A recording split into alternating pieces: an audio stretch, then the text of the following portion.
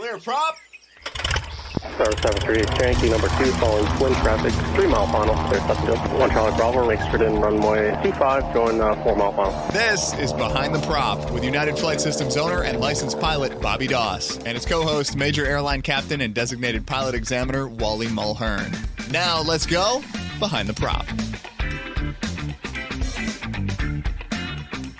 What's up, Wally? Hey, Bobby, how are you? Fantastic.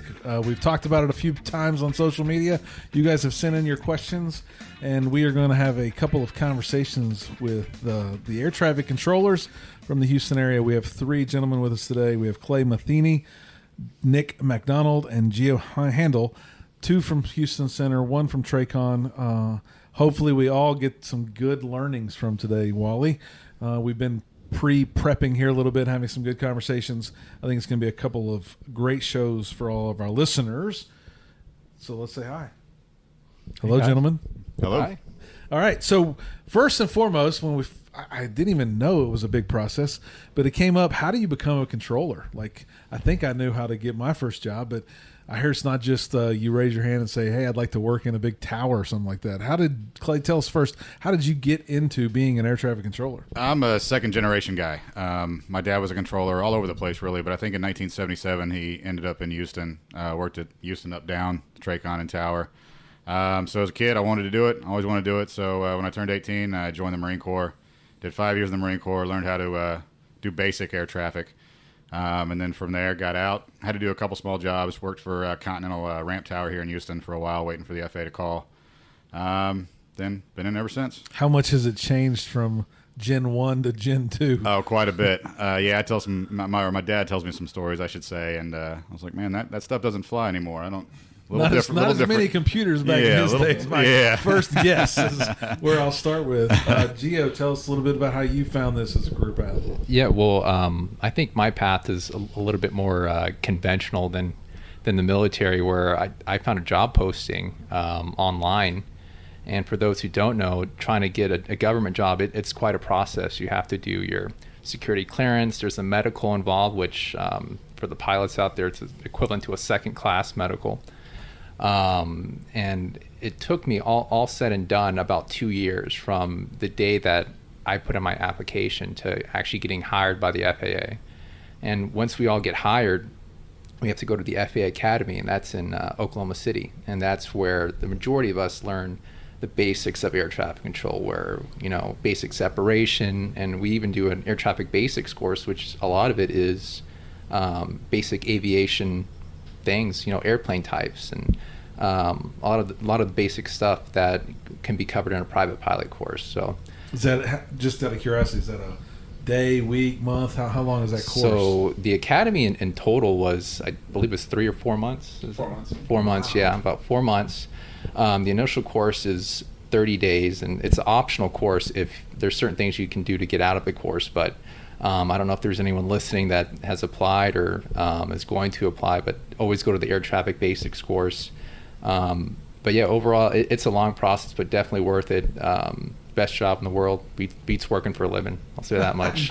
And Nick, how did you get into air traffic control? Yeah, mine was very similar to Gio. I had another career before this. For about 10 years, I worked in radio, like my dad, commercial radio, and just always wanted to be an airline pilot. And every time I would go to do it, I would look at how much it costs. I was like, what? 100,000 in debt? What? And then, just ended up seeing the job posting. Usually it's about a week a year or so. They have an open call for controllers, and you pretty much just need a couple years work experience or a college degree. And applied, ended up getting the same thing like Gio, the security, the medical. You have to take an SAT test, which is, I always tell people it's an 8-hour test to make it sound harder. But you have 8 hours to take the test. It usually ends up like being 3 or 4 hours, but it's some very basic aviation stuff. And then some, I guess it's like IQ type stuff, just SAT sort of questions. And they never tell you nowadays what you scored on it, but they call you back if you passed it. And ended up getting the call. I got the invite to Oklahoma City. And then they tell you before you go to OKC whether you're going to be center or terminal, which would be approach and tower. And I ended up getting center, survived the academy, and they give you a very short list of facilities at the end. And Houston was on that list. My wife and I looked at the list, and I think it was Oakland, New York, Chicago, Indianapolis, and Houston were our choices. And my wife and I had never been to, I think we'd been to Texas once, and we'd never been to Houston, and saw that cost of living was cheap down here, and we're like, let's go to Houston Center. And the other ones just sounded cold to me. So Yes. I would have had zero interest in those other locations. Absolutely. So I guess, any idea how many controllers there are? Like, I don't even know if there's a number, but I feel like I've heard 12,000 in the U.S. Sounds about right. Yeah. So an interesting job, not an easy one to get from what you guys just shared. A lot of people talk about how stressful it is. Tell me a little bit, I guess, from your perspective. Is it really a stressful job? Is it something that you guys do really all smoke 2 or 3 packs a day and then all have a graggly voice, or is it not that? Is it not what we see in the movies, I guess? I like to tell people it's 99% the most chill job in the world, with 1% moments of sheer terror that will terrify you and leave you rocking back and forth in your car on break. But no, in reality, it's the greatest job in the world. Training is very stressful, and in Oklahoma City, and then when you get to your facility for about a year, your initial training, they try to stress you out in every way possible, just to see if you can survive, I guess. And once you complete training, it just becomes like any other job. It's you kind of develop a routine, and you learn how to survive the busy days, the weather days. And it's a great job. I wouldn't trade it for anything. If y'all haven't noticed yet, Nick happens to be the voice of Behind the Prop podcast. Yes. And works at Houston Center as well. So if you ever hear him, you'll have to be really high, but you might hear him on the radios as well. Altitude-wise, really high. Really high in altitude-wise, yeah. So what makes it stressful? What are these 1%ers? What is it that causes the stress that I think we see highlighted in the movies for an air traffic controller? Yeah, I'm with him. You know, it's to me, I really don't stress out over this job. You do it so much over and over and over that it's just another job. But weather, emergencies, whether it be a medical emergency or an aircraft emergency, things like that. You're always trying to stay a few steps ahead. And sometimes something happens to where it changes your plan a little bit, and you got to regroup and come back, and so that can stress you out a little bit. But I would say definitely emergencies. Really, I mean, that's the main thing that'll get me going, get my brain going.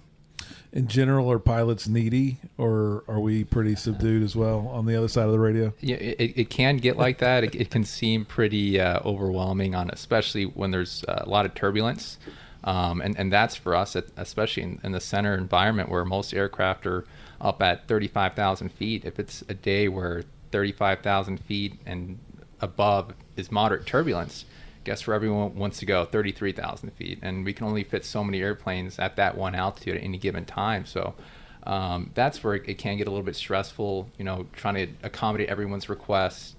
And to answer your question, some pilots are more needy than others, but generally we try to fill every request that's out there. Because at the end of the day, we're service. We provide service to the pilots, and especially I try to do whatever I can, especially when it comes to rides or shortening up a route when I can. So it doesn't bother me whenever a pilot has a request. I gotta think weather days are tough too, right? I mean, we've all traveled, we've all been delayed, we've all had Wally not wanting to leave the terminal for some reason. Whatever. What is it like for a weather day for you guys? I mean, if you work Houston Center, and Houston, we've had some pretty bad weather lately. Obviously, planes just can't get down. Is it just holding people all day? Is it diverting people all day? What does that do, and what does that create for those of us that don't see it on y'all's scopes every day? Yeah, I mean, it's a combination of a lot of those things. For us, a lot of the ease of our job comes from knowing the route of an airplane, knowing they're going Houston to El Paso via this route. But when there's thunderstorms out there, aircraft have to start deviating, and they're going off their routes. And if there's one hole of the weather, everyone's going to start pointing towards that hole. And when you compound that with bad rides and bad turbulence, if you have everyone at the same altitude pointing at the same direction, then that's where we really earn our money with vectors and trying to figure out new routes around the weather. But luckily, we do have things like traffic management, which they can set up routes for pilots on the ground where they can completely route them on the other side of the weather. We also have this Center Weather Service Unit, which they're essentially meteorologists at our work that can track the weather, and they can kind of predict, okay, where is it going to be in an hour? and we can start making a plan based on that. But there are days where there's just a storm sitting over IAH and we got to hold airplanes, and we can have a stack of airplanes from 17,000 feet up to 35,000 feet. And a lot of people think the hard thing is putting them in holding. The hard thing is actually getting them out of holding, because now we have to get them in a line. Sometimes we have to give them 10 miles in between each airplane, and when you have a stack of airplanes going up that high, it can be quite challenging. And those are some of those stressful moments, but it really is maybe 20 minutes of working it in, but it can seem like an hour when you're in there really working that hard. So Clay, at the lower level, at the closer points of the airport, what's a stressful day for you? Same thing, weather? Absolutely, yeah, same thing, weather. I mean, we do the same thing. I mean, they do a lot of the work for us. They set us up, and then when we bring them in, the only problem is we do reroute guys as well throughout our own airspace. But like I said, normally there's a clean bit of airspace out there, and everybody wants it. So you got departures, you got arrivals, you got the general aviation that wants to climb. Where on a normal day, I got a GA guy that wants to climb to 6,500 feet. I really don't care. On this day, you're going to be at 2,000 for a while, bud. Sorry. Because I got, a hobby arrival coming in above you at 3. I got departures climbing out, and I got all kinds of stuff going, and they all want to hit the same spot. But like I said, TMU helps out quite a bit. That's normally during the beginning of weather. It's kind of like, oh my gosh, let's get these guys in and out, and then we start developing a plan to go around the weather. And our center TMU and Tracon TMU, I believe they work really well together and come up with a plan, then we're good from there. I don't think I knew it, and maybe the listeners don't know it, but I didn't know there were these banks of arrivals and these banks of departures. Are they called banks? Is that? Yeah. So these banks, I didn't know there was these quote unquote groupings. And if you guys are working the airspace, you must know the banks are coming. Or do you guys have, I don't know, a list of the bank times, or is this my imagination? It's just the airlines that are doing it. We call them pushes. I don't know what you guys call them in the airlines, but yeah, basically we know, like if I'm working an afternoon shift, 2 to 3 o'clock, there's going to be a decent arrival push. 5 to 6 o'clock, it's going to be probably about the busiest of the day, and then there's an evening arrival push at about 8. And same thing, you just like any other job, like if you're working the drive-through at Chick-fil-A, the busy times. It's just the way. DEFCON 3, man. Exactly, just the way that Some more nuggets. Exactly. When people get hungry, there's going to be long lines. It's the same thing. It's just the way the flight schedules, the way things get scheduled out. You have certain times that are busier than others, and with weather, think about it like putting your thumb over a garden hose, like a backyard garden hose. You have a 75-mile wide sector, and 55 miles is closed off with bad weather, with thunderstorms. Well, you got the same amount of airplanes that now need to go through that remaining little sliver of your airspace, and it's going to be busy and hectic and crazy. And those are the stressful times for sure. So you said you call them pushes. That brings up a movie that we've probably, if you're over 25, you've probably maybe seen it, called Pushing 10. Is that your real life, Pushing 10? If you haven't seen the movie, go watch it. Day one at the Academy in Oklahoma City is we all have to turn the lights off and watch that movie. No, I'm just kidding.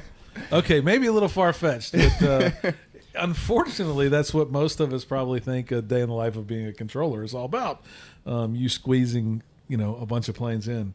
What don't the listeners know about controllers? Like what you do, where you sit. I mean, we have these pictures of what I think towers and centers look like, but when we're talking to Nick and Gio, for sure, you guys aren't in a tower somewhere. Like, where are you sitting, or what are you doing? I mean, what don't we know? If you've ever seen Close Encounters of the Third Kind, is another movie where I think that took place at Indy Center in the beginning. Okay. It's a dark radar room. Dark scopes. We sit with a headset on, usually I guess in a little line of scopes, and there's 3 to 4 of us in a little line there by our scopes, and each person is working a sector. In our case, the sector is 100 to 300 miles in diameter, I guess. Because again, you're working people really high up. Yeah, in the center environment usually, and that's the thing is when we describe our jobs to people too, like people outside of aviation, most people don't even know what a center is. Right. So I just say, yeah, I work in the tower. Yep. Yep. Just because it's easier to get through. It's hard to explain what a center is exactly, but usually we're working largely IFR traffic, 11,000 feet and above.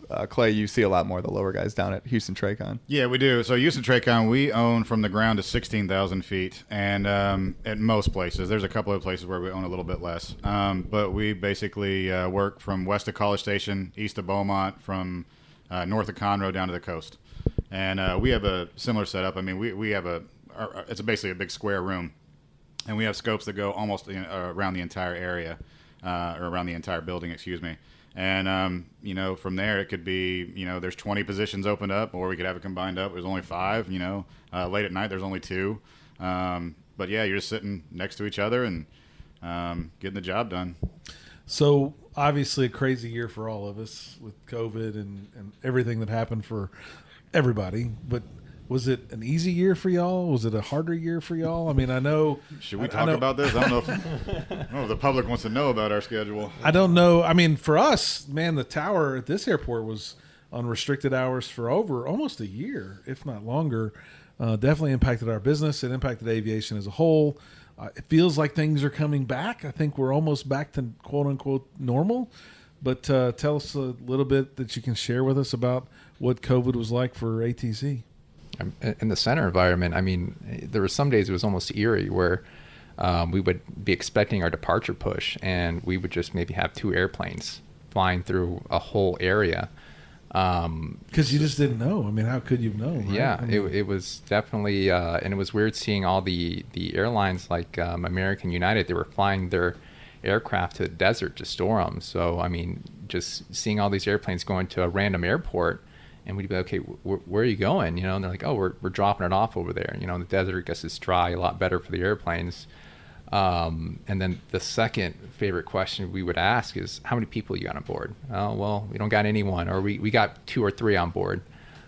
So that was eerie for a while, but it slowly started picking up, and actually got to a point where it's so busy where we would be combined on one sector. You know, a sector just being a slice of airspace, or I should say we were combined on one position. And we're working 5 or 6 frequencies, and we would have almost a normal volume of airplanes. So we were extremely busy, and I know places like Hooks here, they stayed almost just as busy as normal. But towards the back end of it, it was getting pretty busy. We were having a lot of frequency congestion, but now we're in a lot more normal configuration, and like you said, almost back to normal. Gotcha. Yeah, it was a crazy year, and I can speak to dozens of GA pilots that landed at Intercontinental because there was 0 traffic. And I think some of my captain and pilot friends that fly for the bigger airlines, some were doing cargo. The airlines were doing whatever they could do just to keep the planes and their pilots busy. So crazy year. Something I like to ask all of our guests, no matter who they are, is some of your pet peeves. We talked a little bit about some of those before we started. Clay, I'll start with you because it's so real to the GA world. Share some of your pet peeves around flight followings, and or maybe give some tips and tricks to eliminate your pet peeves. I don't know how you would like to address it. Yeah, absolutely. So I guess the first thing I like to tell pilots that don't get to talk to controllers a whole lot is the initial VFR flight following request. We're good at what we do, but we're not brain surgeons or anything like that. We're not gonna be able to remember everything you tell us. So not only are you not the only one in the sky, we also have you could be requesting multiple approaches. We got 10 other aircraft requesting multiple approaches, all to different airports. I could be working a sector that works David Wayne Hooks, Conroe, Cleveland. There's a bunch of airports that I could be working at the same time. So as far as VFR flight following, basically keep it simple at the beginning. Houston approach is Cessna 1, 2, 3, 4, 5 with requests. And then let us go from there. If we don't answer you right away, it's not a big deal. We hear you. Most likely I'm typing your call sign in the computer and just getting ready. Then I'm going to move on to something else I have to do. How do you guys never miss my call sign? Like you, even if I just say something really abbreviated, it seems like you always read it back. November 1, 2, 3, 4, 5. It's crazy. Are you typing it every time you hear it? Most of the time, yeah. So that's the initial that I want to know. I want to know your call sign and that you have some kind of request for me. And when I get back to you, I'll find out what type of aircraft you are. If you're going somewhere outside my airspace, there's a couple of there's 2 different beacon codes that I can give you. We have local codes and we have NAS codes. So like when I send it to the center, I got to have certain information in it for them to be able to see it. If it's staying local, it's a lot less information. I really just need the call sign. Everything else is I'm just going to remember it or I'm going to type it in myself. Maybe too much information, but what's local mean to the pilot listening right now? So that's just our airspace. So if you're going to stay in Houston Tracon's airspace, no one else is going to see you, then it can just be on our code. That way they're never even going to know this airplane existed. Yeah, gotcha. But if it's going outside, from here all the way to California, it's going to have to go through all those different airspaces, so you're going to have to need a national airspace system code. Gotcha. So from there, let us know your requests from there. We'll ask for the first one, and don't give me too many. I'm not going to remember 5 or 6 or 7 of your approaches. Give me the first one. Let me know if you're going to go miss with me, if you're going to go with a tower, you want to stay in their pattern, or if you're going to be a full stop. Whatever the approach is going to, however the approach is going to terminate, let me know. And like I said, we'll give you missed approach instructions. You call us back on the way up, and we'll go there from there and pick up your second approach request. I got a pet peeve real quick if you got it. Yeah. If you don't mind, Bobby. One thing I think a lot of pilots don't understand is the readback to even something as simple as an altitude change is very important. We learned from day one at the academy, if we assign you an altitude and you read it back incorrectly and we don't catch it, and then you bust the altitude that we assigned, guess whose fault that is? That's yours. That's 100% on the controller, because you read back what you thought it was, and we didn't catch the readback. And so even something real simple like a fix that I'm clearing you to or whatever, if we throw something out there, be clear with that readback, because that is important to us. I've heard guys, and I've even had it on the tower here when I'm flying. I'm a private pilot, by the way, and I was flying into hooks, and the guy cleared me to land 3-5 left or whatever, and I just said clear to land, read it back, and he said clear to land 3-5 left, and I said 3-5 left. And he goes, I need it for the tape. Clear to land, 3-5 left. I'm like, I'm a controller. I should know this. Come on. But that is important, because if I land on the wrong runway or, whatever, do something crazy on there, he needs that on the tape that he said it, and I repeated it back. That was the clearance. That's good information for all of us. So I was going to ask you, Clay, to your points around flight following. If I'm shooting practice approaches, obviously with a safety pilot, when I say I want to go to Conroe and shoot the ILS-14, do I tell you in that initial conversation that I want to go missed, or that we're doing practice approaches? What's best? I think a lot of pilots around the flight school ask questions like that. Like, what do you really want to know? And I'm sure there's technique and there's personal preference, but what do you think the general ATC community wants GA pilots to do? Yeah, so I think so once we get that initial conversation down, I find out what type of aircraft you are, and right away after we know all that, I know where you're at, all that stuff. You've gotten your beacon code, a radar identified you. Then you can say, okay, well, this is what I want to do. And then from there, you let us know. We'll start knocking it out. And then, like I said, we'll go to the second one after that. Okay. So just keep the conversation going. And if you don't know what you want to know, you're going to ask me. Absolutely. Assuming, right? Yeah. Aircraft type, or when you guys are learning at the academy, you said earlier that you learn all these aircraft types. A Cessna's not a Cessna. Like how do you like pilots, or what are you hoping that a pilot does to identify themselves? Is Cessna 172 enough? Is there something else that you want from a Cessna citation? Yeah, we actually want the exact type aircraft, because it really does make a difference. Not so much to maybe us in the radar environment, but once you get to a tower environment, it really does. At least in my eyes, I'm guessing. So that's a model it number does. of aircraft. Exactly. Yeah, you're right. Is it a Citation 560? What is it? What type of aircraft is it really? Because the tower, that's all they have to go by. So they might be expecting one aircraft, and then it gets there, and it does it really bother them? I don't know. I'm not a tower guy, but we want to give as much useful information as we can to every facility around us. So.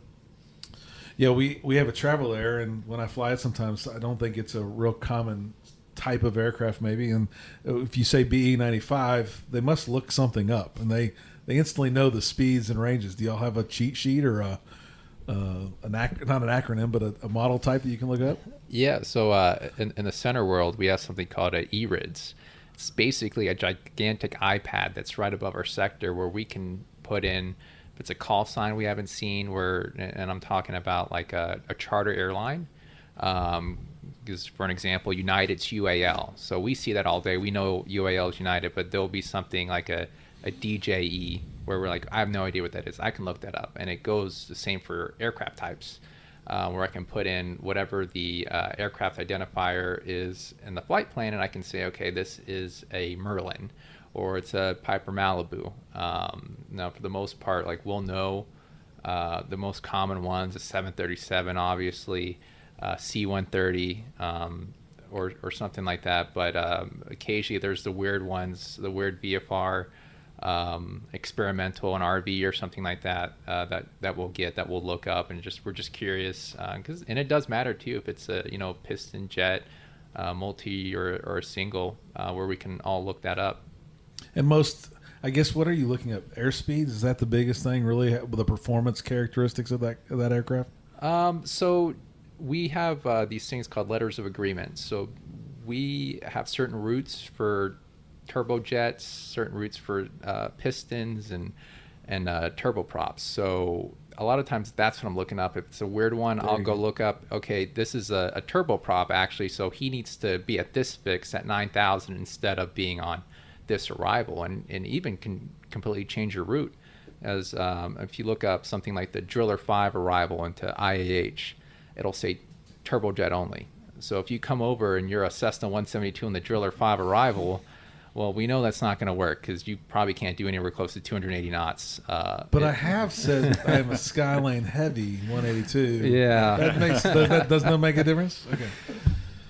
I just do that to try and be cool like Wally and fly something bigger and heavier. What's a pet peeve that you have, Gio? Give us something that is one of your pet peeves. So for me, what it boils down to is just a lack of situational awareness. And by that, I mean pilots who check on without kind of just testing the water first, just listening for a second. And as an instructor as well, that's what I teach my students. Like, whenever you go to a new frequency, listen for a second, see what's going on. There can be an emergency. You could maybe be hearing just the back end of a readback and or a clearance. And in that case, the pilot's going to read back. And if you hit the push to talk right when you're doing that, two pilots are talking over each other. And a lot of times you're going to have to get that read back again because we didn't hear it. So just, not having that situational awareness to know, hey, it's busy on this frequency. I need to listen up. Or, pilots who check on with some sort of shortcut requests where we've already shut down the first 5 airplanes that checked on for some sort of weather, or a lot of times stuff like that's out of our control, where there's a traffic management initiative for the whole country that says we can't shortcut anyone going to ski country. And that's probably the best example I can think of. During the winter, everyone wants to go to Aspen, right? I can't shortcut anyone going to Aspen. They have to stay on the route because they have certain arrival times they have to meet. So someone will check on, hey, looking for direct red table. I'm unable. The next person will check in, hey, looking for direct red table, unable red table. Then it's just adding to the frequency congestion. So that's the biggest thing I recommend. Just listen on the frequency. If you hear a controller give a clearance, give a second for someone else to read it back, because a lot of times it could be on a different frequency where you can hear them, but you can't hear the other pilot. So give a second for a read back. And there's generally not a super rush to check in. If you have to run a checklist, run your checklist.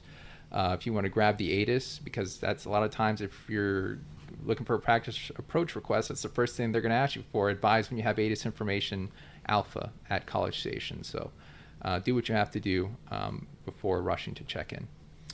And I guess we talked a little bit earlier about checking in before we started recording. What's too long? What's too short? I mean, we've all heard the pilot clearly tune in the new station, push the button, say they're there with you at 12,000 feet.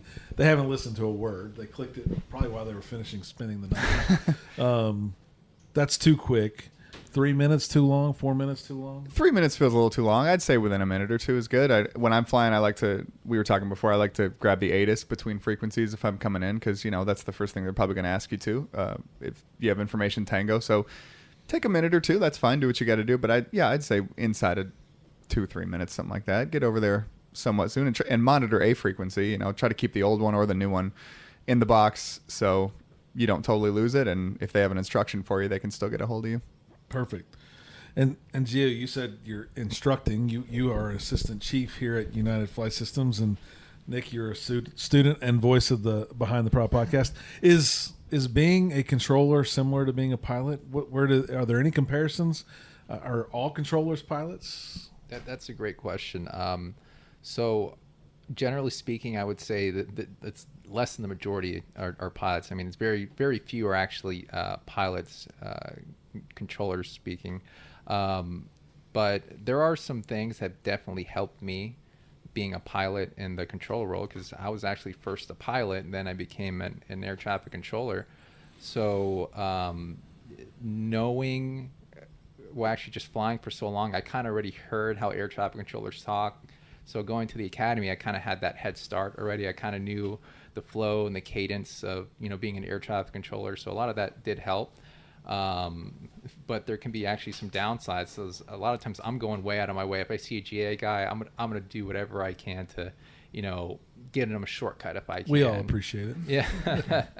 So I'm kind of that guy at work. You know, if there's a GA guy checking in, I'm watching out for him. But it has helped. You know, I've had cases of pilots who had an issue with like their landing gear in a Piper Arrow, where they were concerned that they can't drop the gear because they had an electrical failure. But me knowing the systems, knowing that you could still drop the gear even if you had an electrical failure in a Piper Arrow, was able to help them out. So I would say there's definitely some advantages to it. So far, like I said, it's helped me quite a bit. Okay, I got a couple last questions. These are my personal questions because I want to be a better pilot too. It seems like every time I leave the Houston airspace, I get confused between, am I talking to approach, departure, which one of you guys, and I'm thinking of y'all in a room somewhere with a bunch of dark lights and scopes everywhere. And I swear I get told to contact Houston departure sometimes. I get told to contact Houston approach. What should I say in those situations? Clay, that's probably more your field there. Yeah, honestly, as far as an approach controller, we really don't care. I mean, we don't. I mean, we see you already. Like, unless you're calling for a VFR flight plan for somebody, like you said, you know, you're getting handed off or whatever. We already see you out there. We know who you are. So you just call us Houston. You can call us approach, departure, whatever it is. But typically, that first approach controller you talk to after you depart an airport, you're going to talk to Houston departure. But then later on down the line, you might hear me call myself Houston approach to somebody else. It's just, it is what it is. It's one of those things. But yeah, for us, it doesn't really matter. How important is it that I pin Houston? Like, for me, I think early on when I started doing longer cross-country flights, I got real. Am I on Lake Charles or am I on Mississippi? Am I back to Houston? Is that critical for us pilots? And is it important that we do it to be correct and not get lazy, I guess is my point. I think in general, as pilots and controllers, we like to do things correct. And for situational awareness, it's probably a good idea to know who you're talking to. But a lot of we work the air carriers, like the Air France flies the A380s in late at night. And by the time they've come from France, they've been in the air, however, what is that, 10, 12 hours or something like that? They just call us control. Control, this is Air France. I mean, they've had so many different facilities and everything like that. But yeah, if you don't know, just check on with Houston or Lake Charles or whatever it may be, or ATC, and then try to figure out where you are and get it correct the next time, I guess. But it's not the biggest deal in the world. Wally, do you have any questions? I got my personal ones out of the way. We're going to obviously record more with these guys, but what's your thoughts as we wrap up today? Yeah, I do have one question, and that has to do with the ident feature on the transponder. What I see a lot of times on check rides is we're coming into Class D airspace, and the applicant calls up Hooks Tower or Conroe Tower or whatever, and we're 15 miles to the west inbound for touch and goes with information Bravo, and the controller say squawk 1 2 3 4. He reaches down, puts 1 2 3 4 in the transponder, and hits the ident button. And so I actually looked it up, and it's not in the regulations, but it is in the AIM. And basically it says don't push the ident button unless the controller tells you to ident. So what do you guys see when someone idents, and is it a big deal? I don't think it's a big deal because I've seen countless number of applicants do it, and we haven't been yelled at yet. So I don't think it's a big deal. So what do you guys see, and do you care if somebody does that? Or do you want them to do that? Yeah, I guess we'll just start with center because I'm sitting here next to Wally, but I don't want to go against the AIM. I feel bad doing that because people a lot smarter than me put that together for a long time, but I would say there's no disadvantage to throwing the ident out there when you're first being radar identified. It's just something that, if anything, it's going to help the controller. For us, it's 3 horizontal lines, very, very small, that come up over the target to just point it out, who you are on the scope. I just always assumed I bleep like a submarine on this bomb. Squawking emergency or something like that, or hijack is going to make a much bigger notification, if you will, on our scope. But I can't see any disadvantage to when you're first being radar identified to throwing an ident out there. A lot of times when I fly out of habit, I hit the ident button, and I've never been yelled at for it, and I don't mind. So I agree. Same thing. I mean, you might have somebody ask you to ident again, just so it was kind of formally done, but other than that, I don't see an issue. And most of the time, the approach controller is going to tell you to squawk and ident at the same time, knock it all out. So, yeah, not a big deal. Okay. Well, that'll wrap up this episode of Behind the Prop Podcast with the ATC. We will have them back very soon and ask them all the rest of the questions that we didn't even get to today. As always, fly safe and stay behind the prop. Thanks for checking out the Behind the Prop podcast. Be sure to click subscribe and check us out online at BehindTheProp.com. Behind the Prop is recorded in Houston, Texas. Creator and host is Bobby Doss. Co-host is Wally Mulhern. The show is for entertainment purposes only and is not meant to replace actual flight instruction. Thanks for listening, and remember, fly safe.